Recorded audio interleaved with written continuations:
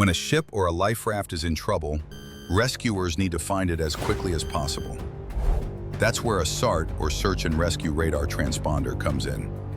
It's a small device that helps rescue teams using radar, either from another ship or a helicopter, find the exact spot where people need help. The SART turns on automatically when it picks up a radar signal in the X-band frequency, between 9,200 and 9,500 gigahertz. It sends back a special reply, which shows up on the radar screen as a line of 12 dots. These dots are spaced about 0.64 nautical miles apart. This line is a clear sign that points directly to the SART's location. Every ship that follows SOLAS safety rules must carry SARTs.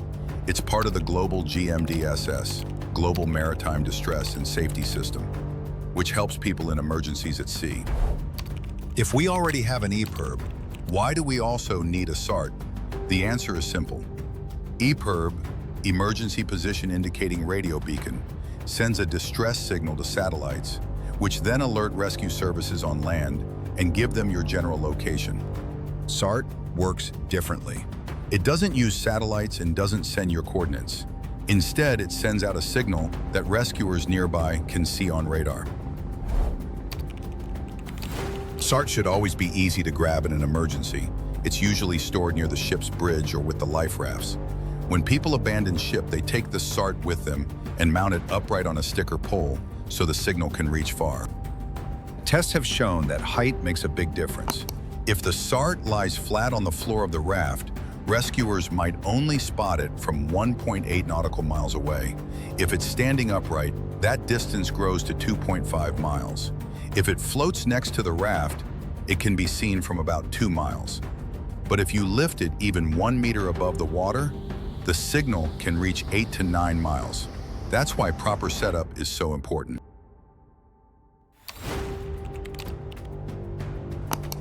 If your ship is between 300 and 500 gross tons, you need at least one SART or AIS-SART. Bigger ships over 500 tons must carry 2. You can use a mix of standard SARTs and AIS-SARTs. Having more than one is a backup in case one device breaks.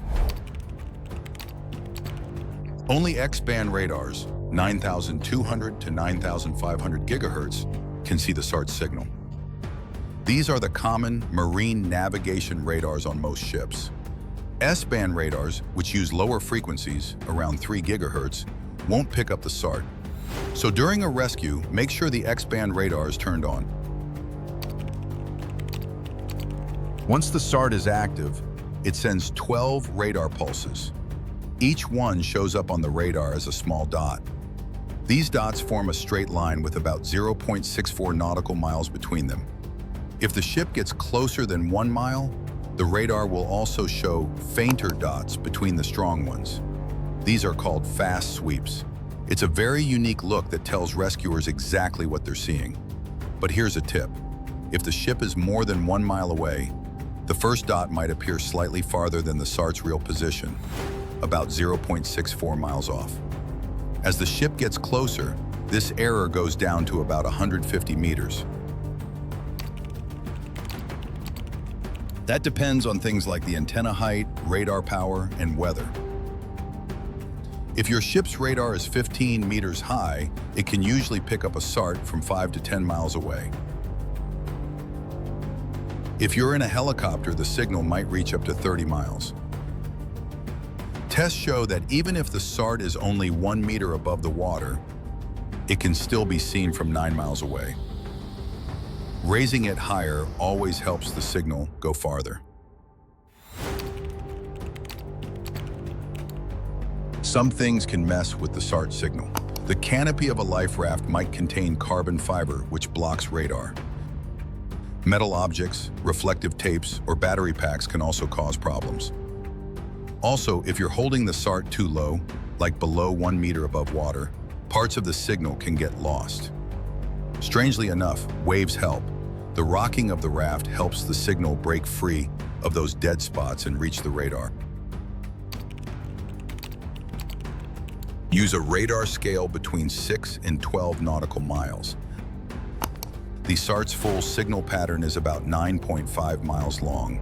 If your radar range is too small, You won't see the whole pattern and might mistake it for clutter or noise. Always pick a range that shows the entire signal line. You need the right radar settings to spot a SART. Use medium or wide bandwidth, between 10 and 25 gigahertz. If it's too narrow, less than 5 megahertz, the signal might not show clearly. Set the gain high so you see a bit of background noise, snow, that means the radar is very sensitive. Turn down the sea clutter filter so it doesn't hide the faint SART dots. You can leave the rain clutter filter on, it won't hurt. Some people use detune mode to cut through stormy noise, but it also hides weak targets. Turn it off after you find the SART.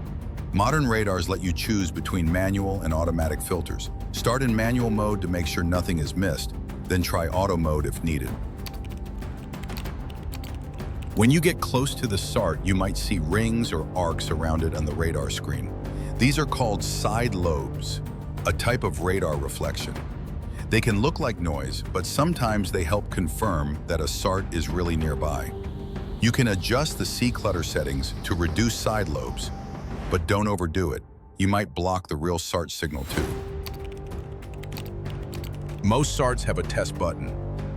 When you press it, the device lights up or makes a sound to show it's working.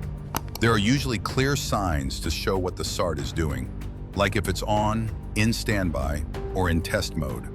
There might also be lights or labels to help you understand its status. This makes checking it easy even during training or drills. Once turned on, a SART can stay in standby mode for up to 96 hours, 4 days. This means it waits for a radar signal. After that, when it starts sending signals, it works for at least 8 hours. That's more than enough time to be found by rescuers. It also works in different temperatures, from -20 degrees to +55 degrees Celsius, and it can be stored safely in temperatures from -30 degrees Celsius to +65 degrees Celsius. If it falls into the sea, it can handle being underwater up to 10 meters deep for 5 minutes. That makes it tough and reliable in bad conditions. A SART must be strong and easy to see. It has to survive being dropped from 20 meters. It must also resist salt water, oil, sunlight, and hits or scratches. The case is usually bright yellow or orange, so it's easy to spot in an emergency. There should be simple instructions on the case showing how to turn it on. It should also show the battery's expiry date and what mode it's in: ready, on, or testing. If it's not built into a life raft or lifeboat, it must float and be easy to attach. You can, but it's not always a good idea. If a radar reflector is too close to a SART, it might block or mess up the signal. This can make the radar picture confusing or weaker. It's usually better to just use one and use it well.